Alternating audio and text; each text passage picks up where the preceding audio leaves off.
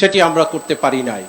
তবে এটিও এই বাগবাড়ির কোনো একটি প্রাইমারি স্কুলকে ওনার দিক নির্দেশনা মতো করা হবে, সেই ব্যবস্থা গ্রহণের জন্য আমাদের কমিটি রয়েছে, সেই কমিটি চলমান রয়েছে। সুধীমণ্ডলী, এ পর্যায়ে বক্তব্য রাখবেন, বিশেষ অতিথির বক্তব্য রাখবেন আজকের অনুষ্ঠানের সম্মানিত বিশেষ অতিথি জিয়াউর রহমান ফাউন্ডেশনের vice president doctor Zubaida Rahman. Doctor Zubaida Rahman.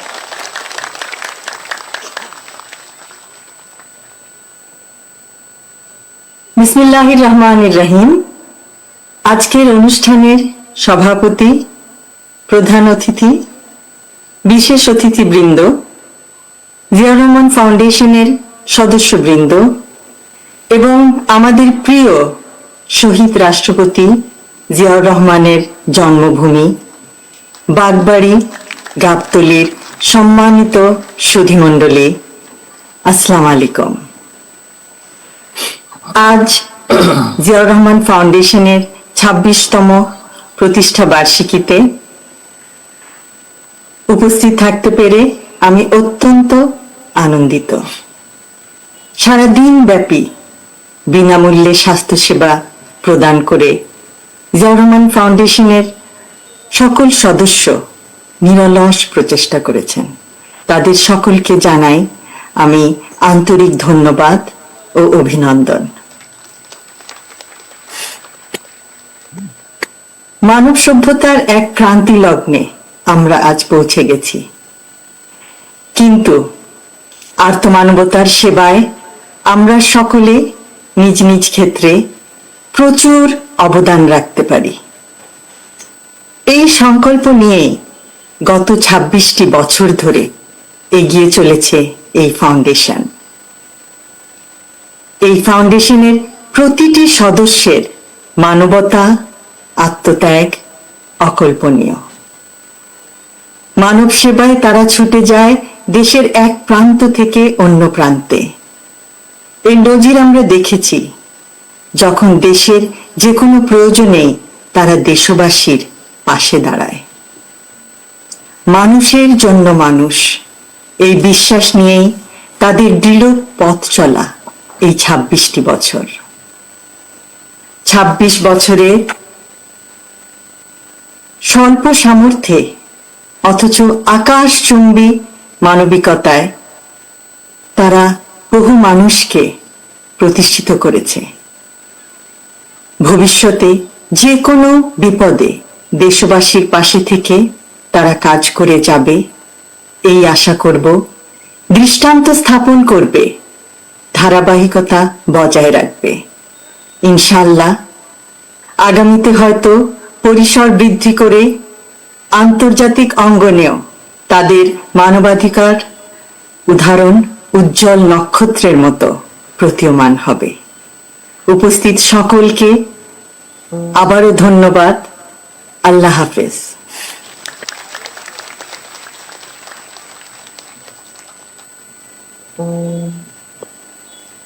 অত্যন্ত সংক্ষিপ্ত এবং মূল্যবান বক্তব্য প্রদানের জন্য জিয়াউর রহমান ফাউন্ডেশনের ভাইস প্রেসিডেন্ট ডাক্তার জুবাইদা রহমানকে আমাদের পক্ষ থেকে অনেক অনেক অভিনন্দন এবং কৃতজ্ঞতা জানাই। সম্মানিত সুধীমণ্ডলী, আপনারা যারা সামনে বসে আছেন, অনেক বিশিষ্ট ব্যক্তিবর্গ সামনে বসে আছেন, যাদেরকে আমরা যদি মঞ্চে বসাতে পারতাম কিংবা কথা বলার সুযোগ দিতে পারতাম, তাহলে এই অনুষ্ঠান হয়তো আরও গুরুত্ব পেত, কিন্তু সেটি সময়ের স্বল্পতার কারণে হয়ে ওঠে নাই।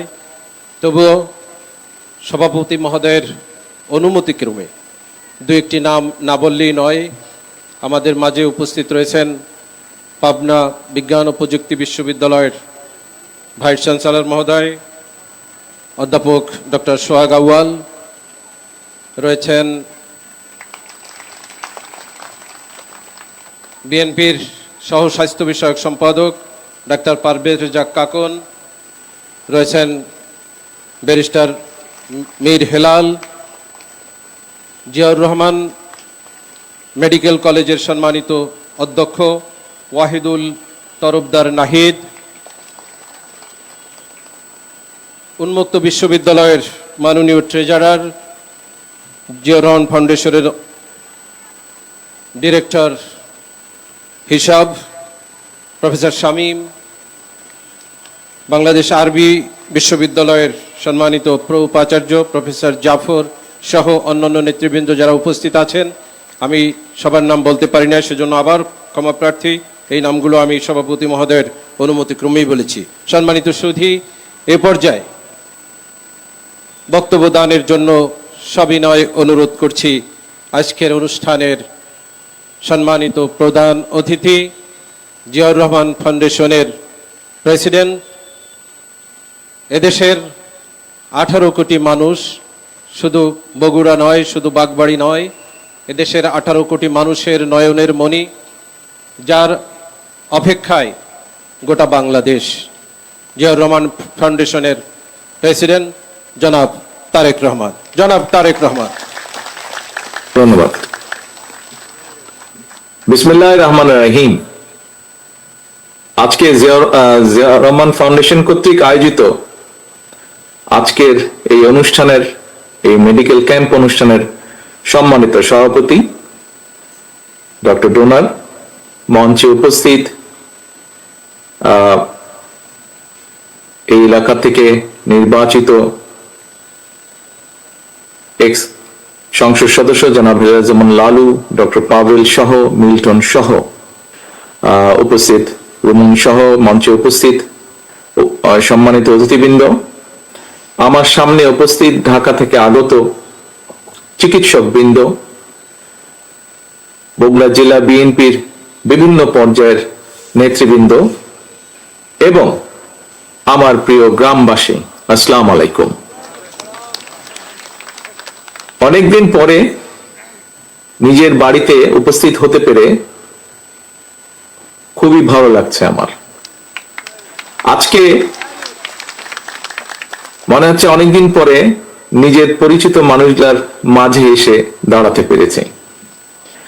প্রিয় উপস্থিতিবৃন্দ, আজকে সকাল থেকে এখানে এই যে মেডিকেল ক্যাম্পটি অনুষ্ঠিত হলো এবং এই মেডিকেল ক্যাম্পে আজকে যে চিকিৎসক বৃন্দরা উপস্থিত হয়েছিলেন, তাদের সময় দিয়েছেন, পরিশ্রম করেছেন এই এলাকার মানুষদেরকে বিনামূল্যে চিকিৎসা দেওয়ার জন্য। তার জন্য আমি তার চিকিৎসক বৃন্দকে কষ্ট করে এখানে আসার জন্য, সময় ব্যয় করার জন্য, কষ্ট করার জন্য আন্তরিকভাবে এলাকাবাসীর পক্ষ থেকে আন্তরিকভাবে আমি ধন্যবাদ জানাচ্ছি। এই যে আজকে যে কাজটি এখানে অনুষ্ঠিত হয়েছে, অর্থাৎ মানুষকে, কতগুলো মানুষকে যাদের পক্ষে হয়তো সম্ভব হয় না এরকম চিকিৎসা পাওয়া, অর্থাৎ মানুষকে সহযোগিতা করা বা সাহায্য করা বা তার বিপদে পাশে দাঁড়ানো, এই যে কাজটি, এইটি কেন করা হলো? দেখুন, এখানে আমরা যারা আজকে, আমি বলুন, আমার নেতাকর্মী যারা আছে, মঞ্চে যারা আছে, মঞ্চের বাইরে অনেক মানুষ উপস্থিত আছেন, যারা আমরা সরাসরি বাংলাদেশ জাতীয়তাবাদী দল বিএনপির রাজনীতির সাথে জড়িত। আমরা রাজনীতি কার জন্য করি? আমরা রাজনীতি মানুষের জন্য করি, অর্থাৎ দেশ এবং দেশের মানুষের জন্য আমরা রাজনৈতিক দল হিসেবে বিভিন্ন পরিকল্পনা গ্রহণ করি। দলের পক্ষ থেকে শিক্ষার বিষয়ে পরিকল্পনা গ্রহণ করি, নারীদের বিষয়ে পরিকল্পনা গ্রহণ করি, যারা বয়স্ক মানুষ তাদের ব্যাপারে পরিকল্পনা গ্রহণ করি, চিকিৎসার ব্যাপারে পরিকল্পনা গ্রহণ করি, ছাত্রছাত্রীদের ব্যাপারে পরিকল্পনা গ্রহণ করি, রাস্তাঘাট উন্নয়নের ব্যাপারে পরিকল্পনা গ্রহণ করি, কৃষকের ব্যাপারে বা কৃষির ব্যাপারে পরিকল্পনা, এরকম বিভিন্ন পরিকল্পনা গ্রহণ করি। এবং যখন একটি রাজনৈতিক দল সরকার গঠন করে, সরকারে যেতে সক্ষম হয় জনগণের সমর্থন নিয়ে, তারপরে পর্যায়ক্রমিকভাবে আমরা সেই পরিকল্পনাগুলোর কাজ বাস্তবায়ন করি। কিন্তু প্রিয় উপস্থিতিবৃন্দ, রাজনীতির পাশেও, রাজনীতিটাই তো মানুষের জন্য করা, সেই রাজনীতির পাশেও কিন্তু মানুষের কাজ করা যায়, মানুষের জন্য কাজ করা যায়। কারণ রাজনীতিও করি আমরা মানুষের জন্য, অর্থাৎ মানুষ কিন্তু মানুষের জন্য। আল্লাহ তাআলা আমাদেরকে সৃষ্টি করেছেন সৃষ্টির সেরা জীব হিসাবে, এবং সেই হিসাবে আমাদের দায়িত্ব হচ্ছে যেমন একজন মানুষ যার পক্ষে সম্ভব সে যেরকম আরেকজন মানুষ যার পক্ষে সম্ভব নয় তাকে সাহায্য করা, সহযোগিতা করা। একইভাবে মানুষের দায়িত্ব হচ্ছে পৃথিবীর তাবৎ আল্লাহর সৃষ্টি সকল কিছুর প্রতি যত্ন নেওয়া। এবং এই সকল বিবেচনা বোধ থেকেই আজকে থেকে প্রায় 27 বছর আগে জিয়াউর রহমান ফাউন্ডেশনের ভিত্তি প্রতিষ্ঠিত হয়। এবং তারপরে বিভিন্ন সময় বিভিন্ন কার্যক্রমে কিভাবে কি কি কার্যক্রম গ্রহণ করা হয়েছে আপনারা কিছুক্ষণ আগে যে ডকুমেন্টারিটা দেখানো হয়েছে তার ভিতরে আপনারা দেখেছেন। এখন আজকে যেহেতু এখানে মোস্টলি চিকিৎসক বৃন্দ এখানে উপস্থিত আছেন, এখানে চিকিৎসা ক্যাম্প বা মেডিকেল ক্যাম্প একটি হয়েছে, আমি এই অনুষ্ঠানের যেই মূল বিষয়টি সেটির ভিতরে থেকে আমি সামান্য দু একটি কথা আপনাদের সামনে তুলে ধরতে চাই। প্রিয় চিকিৎসক বৃন্দ, সম্মানিত চিকিৎসক বৃন্দ, মঞ্চে উপস্থিত সম্মানিত অতিথিবৃন্দ এবং আমার সামনে উপস্থিত চিকিৎসক বৃন্দ সহ সম্মানিত অতিথিবৃন্দ সহ প্রিয় গ্রামবাসী, যেহেতু এটি আজকে মেডিকেল ক্যাম্প, এই জন্য মেডিকেল সংক্রান্ত বিষয় সংক্ষেপে আগামী দিন আল্লাহর রহমতে বাংলাদেশের মানুষের সমর্থনে বাংলাদেশ জাতীয়তাবাদী দল সরকার গঠনে সক্ষম হলে পরে, ইনশাল্লাহ সরকার গঠন করলে পরে আমরা দেশের মানুষের চিকিৎসার জন্য কি কি করতে পারি সংক্ষেপে দু একটি আমি তার বিবরণ আপনাদের সামনে তুলে ধরতে চাই যে আমরা পরিকল্পনা গ্রহণ করেছি। এখানে কিছুক্ষণ আগে আপনারা শুনেছেন যে প্রিভেনশন, অর্থাৎ প্রথমেই যদি আমরা ব্যবস্থা গ্রহণ করি তাহলে কিভাবে রোগ বালাই এই বিষয়টিকে আমরা ঠেকিয়ে দিতে পারবো। এই প্রিভেনশন নিয়ে আমরা কাজ করছি। পৃথিবীর উন্নত দেশগুলোতে, সব দেশগুলোতেই, যেমন আমি যে যুক্তরাজ্যে বসবাস করছি, এই দেশে যে সকল নাগরিক বৈধভাবে এই দেশে বাস করে, যে কোনো নাগরিক তার যে কোনো রকমের চিকিৎসা এই দেশের সরকার বহন করে এবং চিকিৎসা ব্যবস্থা নেয়।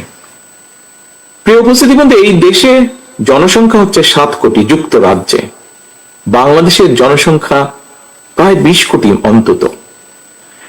এই দেশের সরকারগুলো, যদিও এই দেশটা ভূখণ্ড হিসাবে বড় কিন্তু জনসংখ্যা ছোট, কিন্তু বাংলাদেশ ভূখণ্ড হিসাবে এই দেশের তুলনায়, যুক্তরাজ্যের তুলনায় ছোট হলেও জনসংখ্যার ভিত্তিতে অনেক বড়, বাংলাদেশ 3 গুণ বড়।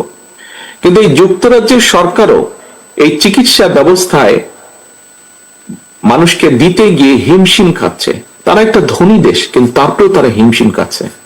তাহলে চিন্তা করুন বাংলাদেশের কি অবস্থা হবে। আমরা তো এখনো সেরকম ধনী দেশ হতে পারিনি, এখনো আমরা মধ্যবিত্ত বা একটি গরিব দেশের কাছাকাছি আমরা হয়তো একটা দেশ। আমাদেরকে আরো অনেক দূর যেতে হবে, অনেক পরিশ্রম করতে হবে, দেশটাকে আমাদের গড়ে তুলতে হবে, আমাদেরকে সামনে এগোতে হবে। এখন কিন্তু এই যে চিকিৎসা ব্যবস্থা, বাংলাদেশের যদি 20 কোটি মানুষের, প্রত্যেকটা মানুষের চিকিৎসা পাবার অধিকার আছে, প্রত্যেকটা মানুষের। এই যে দেখলেন আপনারা একটু আগে যে ছবি দেখলাম আমরা ডকুমেন্টারিতে, আমরা দেখেছি যে দেখুন হাসপাতালের বারান্দাগুলোতে, হাসপাতালের বেড নাই, বারান্দাগুলোতে মানুষ শুয়ে আছে চিকিৎসা নেওয়ার জন্য।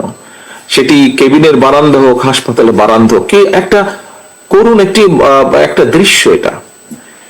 এখন এই যে আপনারা, আমরা যতই হাসপাতাল তৈরি করি, যতই যা করি না কেন, অর্থনৈতিক অবস্থার উপর একটি চাপ পড়ে।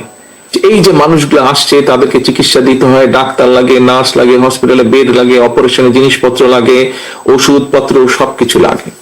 এখন যুক্তরাজ্যের মতন দেশ হিমশিম খাচ্ছে। হ্যাঁ, এখনো এদের দেশে বারান্দায় রোগী থাকে না, নিচে রোগী থাকে না, বিছানাতেই থাকে, তারপরেও তারা হিমশিম খাচ্ছে।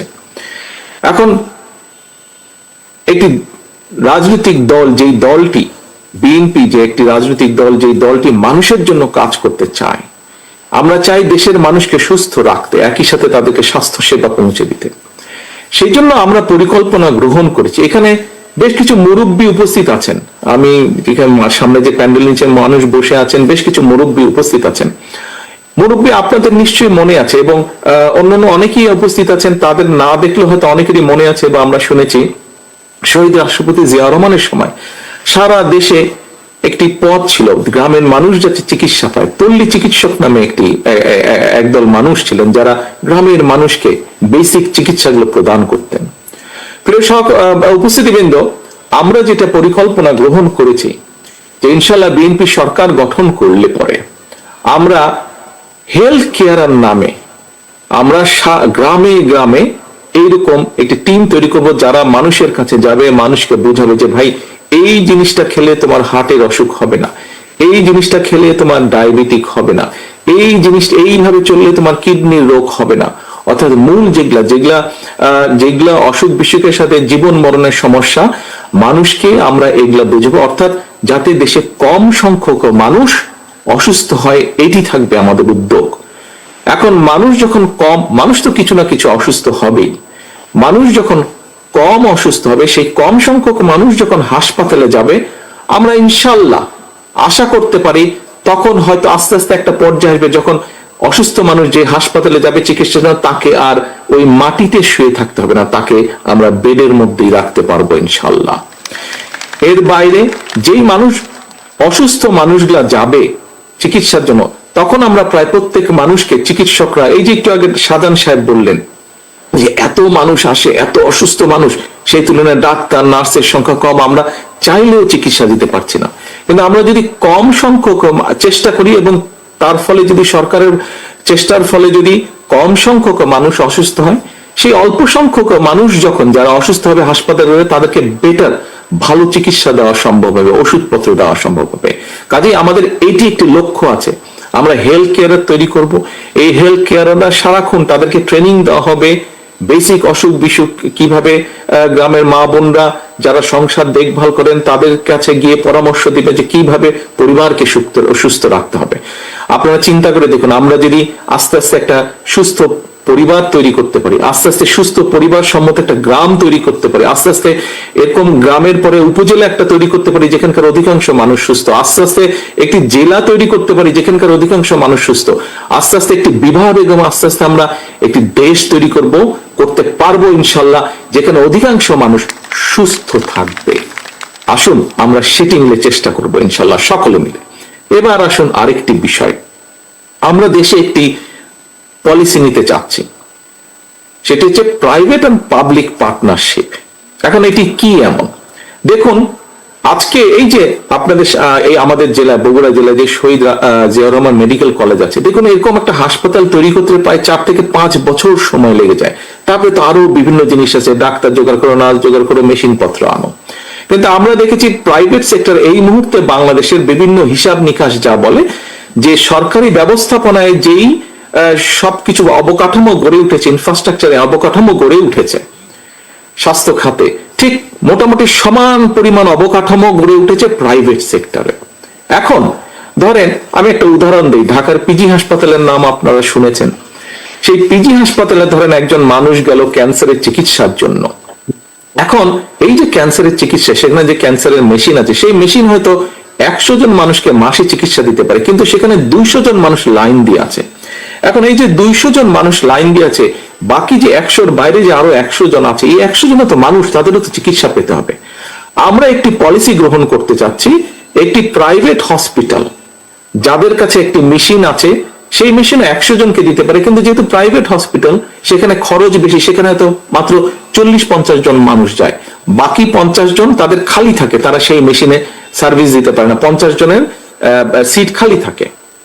আমরা যেটা করতে চাইছি সেটা হচ্ছে, আমরা সেই হসপিটালের সাথে কথা বলবো, হিসাব নিকাশ করব তার কি খরচ হয়। আমরা ওই যে এখানে যে পিজি হাসপাতালে 100 জন বাড়তি আছে লাইনের মধ্যে, সেই 100 জনের থেকে 50 জন নিয়ে আমরা এই প্রাইভেট হসপিটালটাকে দিয়ে দিব, বলবো যে তুমি এর চিকিৎসা দাও, খরচ আমরা তোমাদেরকে দিব।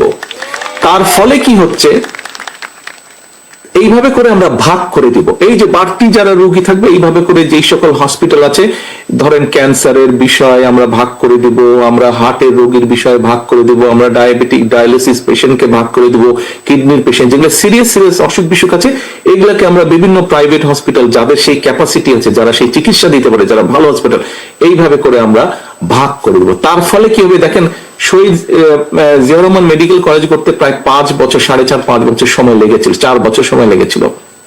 আর আমরা যদি মোটামুটি হিসাব নিকাশ করে এই পলিসিটি গ্রহণ করতে পারি, আমরা 3 থেকে 6 মাসের মধ্যে দেশের মানুষকে আমরা মোটামুটি ভাবে চিকিৎসা দেওয়া শুরু করতে পারবো।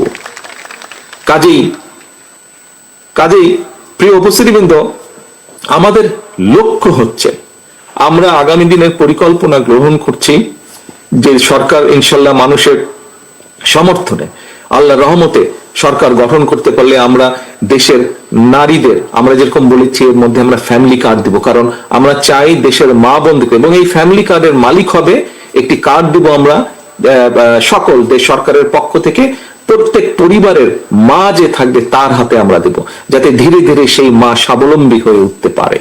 আমরা যেরকম কৃষকদের ক্ষেত্রে বলেছি আমরা ফার্মার্স কার্ড দেব, ঠিক এই একইভাবে আপনাদের সামনে আমি যে চিকিৎসার যে বিষয়টি সেটি সংক্ষেপে আমি দুইটি পরিকল্পনার কথা আপনাদের সামনে তুলে ধরলাম।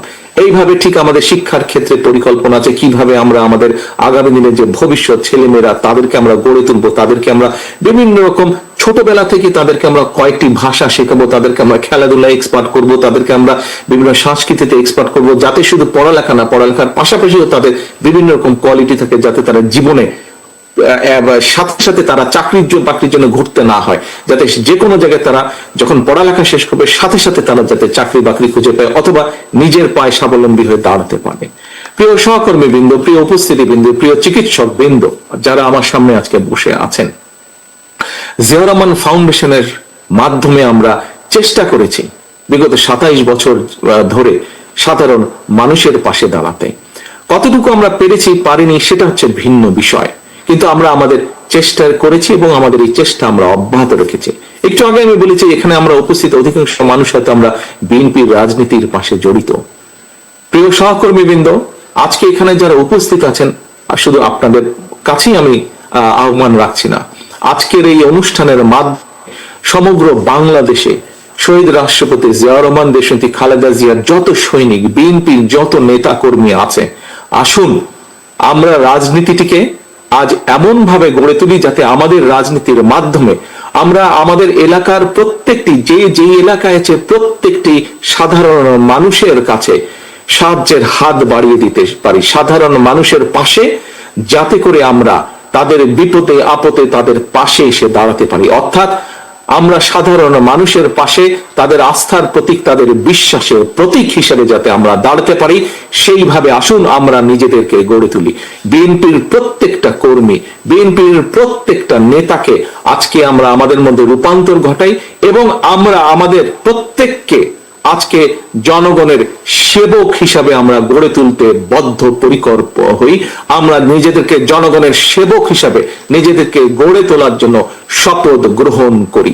এটিই হোক আমাদের আগামী দিনের রাজনীতির শপথ, এটিই হোক আমাদের আগামী রাজনীতির পরিকল্পনা, এটিই হোক আমাদের আগামী রাজনীতির লক্ষ্য এবং উদ্দেশ্য। পরিশেষে আমি আবারও জিয়াউর রহমান ফাউন্ডেশনের আজকের এই অনুষ্ঠান আয়োজন যারা করেছেন তাদের প্রত্যেককে আমার পাশে উপস্থিত জিয়াউর রহমান ফাউন্ডেশনের vice president doctor Zubaidur Rahman আজকে পরিকল্পনার মাধ্যমে এই অনুষ্ঠানটি সফল করেছেন এবং যে পরামর্শ দিয়েছেন এবং মাঠে থেকে যে মানুষগুলো কাজ করেছেন, জিয়াউর রহমান ফাউন্ডেশনের যে সকল সদস্যবৃন্দ কাজ করেছেন, আমার এই গ্রামবাসী, আমার দলের নেতা কর্মী, ছাত্রদল, যুবদল, বিএনপি সহ যারা কাজ করেছেন, প্রত্যেকটি মানুষকে, আমার বাড়ির আঙিনার যে সকল ভাইয়েরা কাজ করেছেন প্রত্যেকটি মানুষকে আবারও আন্তরিকভাবে আমি ধন্যবাদ জানাতে চাই 7,000 মানুষের কাছে আজকে চিকিৎসা সেবা পৌঁছে দেওয়ার জন্য। পরিশেষে আমি আবারও চিকিৎসকবৃন্দ যারা ঢাকা থেকে কষ্ট করে এসে 7,000 মানুষকে চিকিৎসা দিয়েছেন, তাদের পরামর্শ দিয়েছেন, তাদেরকেও আবার আন্তরিক ধন্যবাদ জানিয়ে শুভকামনা রেখে আসুন আমাদের লক্ষ্য এবং উদ্দেশ্য একটাই, বাংলাদেশ এবং বাংলাদেশের মানুষকে সেবা প্রদান। সেই প্রতিজ্ঞা রেখে, সেই শপথ রেখে, সেই প্রত্যাশা রেখে আমার বক্তব্য শেষ করছি। আল্লাহ হাফেজ। বাংলাদেশ জিন্দাবাদ, বাংলাদেশ জাতীয়তাবাদী দল জিন্দাবাদ। অত্যন্ত গুরুত্বপূর্ণ এবং দিক নির্দেশনামূলক বক্তব্য প্রদানের জন্য আজকের অনুষ্ঠানের মাননীয় প্রধান অতিথি জিয়াউর রহমান ফাউন্ডেশনের সম্মানিত প্রেসিডেন্ট জনাব তারেক রহমানকে আজকের এই অনুষ্ঠানের পক্ষ থেকে, জিয়াউর রহমান ফাউন্ডেশনের পক্ষ থেকে অভিনন্দন এবং কৃতজ্ঞতা জানিয়ে আমরা আজকের এই অনুষ্ঠানের এখানেই সমাপ্তি ঘোষণা করছি। আল্লাহ হাফেজ। বাংলাদেশ জিন্দাবাদ।